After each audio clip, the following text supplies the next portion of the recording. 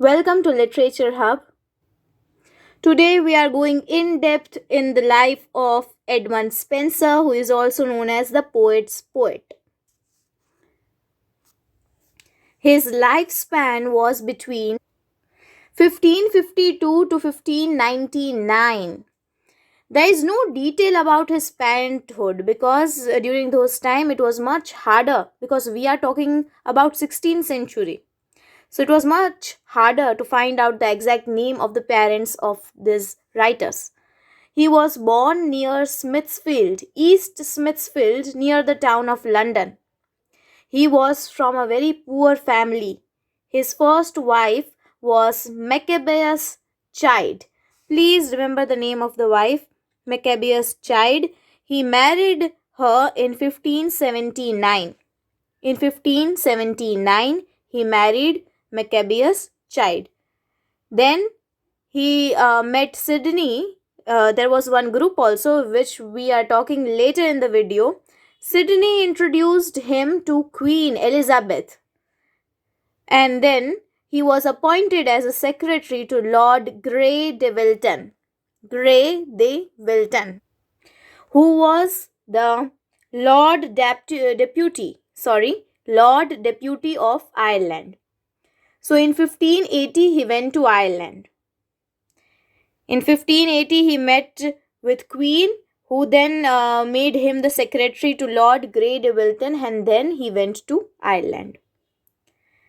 Then his education. He was educated at the Merchant Taylors' School and he was an undergraduate of Cambridge University. Then the group I told you of Sydney. He joined the group Areopagus group in 1579. The same year he married Maccabeus Child. He also joined one group, Areopagus group. Areopagus group consists of Spenser, Gabriel Harvey, who was a friend from Coleridge University. Not Coleridge, Cambridge University, Edward Dyer, and Sir Philip Sidney. Then his later life. So in 1580 he went to Ireland and he stayed there for another 18 years. Meanwhile, in 1594 his first wife died, and the same year he married a considerably younger girl of 18 years, Elizabeth Boyle. And he himself died at the age of 46 years in poverty. As Ben Jonson says that he died for the lack of bread. And then he was buried in Westminster Abbey, that is the Poet's Corner, near his literary hero Geoffrey Chaucer. Some of his most famous works are among these 7.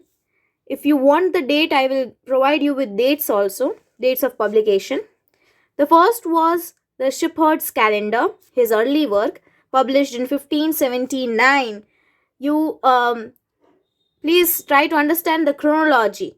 In the 1579, he joined Areopagus group. Same year he married first wife, and same year he published The Shepherd's Calendar. 1579, it is a very important year. Second is The Ruins of Time, 1591.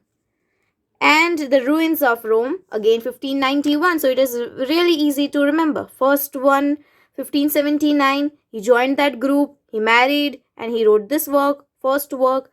Then 1591, his Ruins of Time and Ruins of Rome. Then The Tear of Muses in 1591. Mother Hubbard's Tale, 1591 again. And Immortality, 1595. And the most famous work of Spenser, The Faerie Queene, which was the only epic of England. Faerie Queene, published in 1589 to 90, and the second edition came in 1596. We'll be talking about it in detail in the later part of the video. His only prose work is A View of the Present State of Ireland, 1596. This is the only prose work, so it is really important to remember this date and date of publication. And he also wrote some letters, but which are of meager importance, so we are not considering it. Now, the Fairy Queen. It appeared in installments, as I said you earlier. Three books. First three books appeared in 1589 to 90, and the another three books appeared in 1596. Total six books are there. First three in 1589, second three in 1596. Queen gave him £50 as pension, per year £50. And Sir Walter Raleigh wrote its preface, the preface of Fairy Queen. The six books have six different titles. Each title recognizes one allegorical element.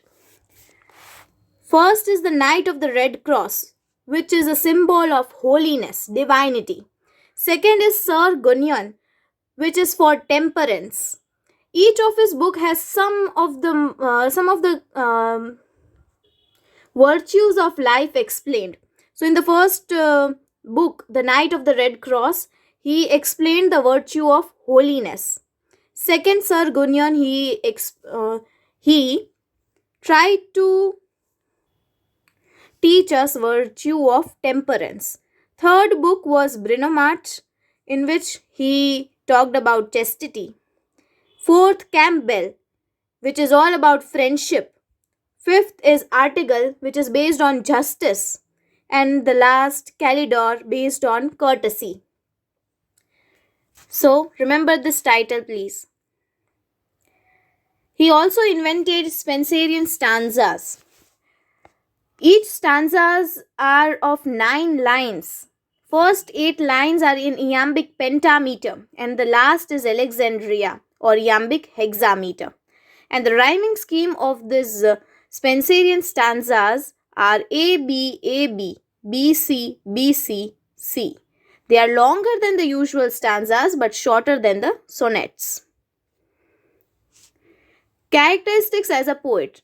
Now, as a poet, Spenser was perfect in these 5 characteristics. First was a perfect melody, a perfect sense of rhyme and a melody, a rhythm can be seen in his poetry. He is really melodious in his poetry. Second is a rare sense of beauty. His poetry is sublime, that is, divine poetry he wrote. His poems were really admirable, and therefore they had this rare sense of beauty. Splendid imagination. All his poems were based on his splendid imagination. His imagination only created 6 books with 6 different lessons to learn, and a lofty moral seriousness. He was really serious about morals and ethics in his work. He was never a carefree person. And a delicate idealism. Where there is moralism, idealism is but natural. Therefore, these are the characteristics of Edmund Spenser as a poet. Now, some other facts about Spenser. He is known as the poet's poet by Charles Lamb. Here I have the picture of Charles Lamb. So, in the left side is Charles Lamb and right side Spenser. Charles Lamb himself is the Prince of English Essays. Please remember, Prince of English Essays, Charles Lamb, called Spenser, poet's poet. Now, one thing to remember here is that he was buried near Geoffrey Chaucer. He was the second person to be buried in Poets' Corner, Westminster Abbey, after Chaucer. The first one was Chaucer and the second was Edmund Spenser. Please remember the chronology.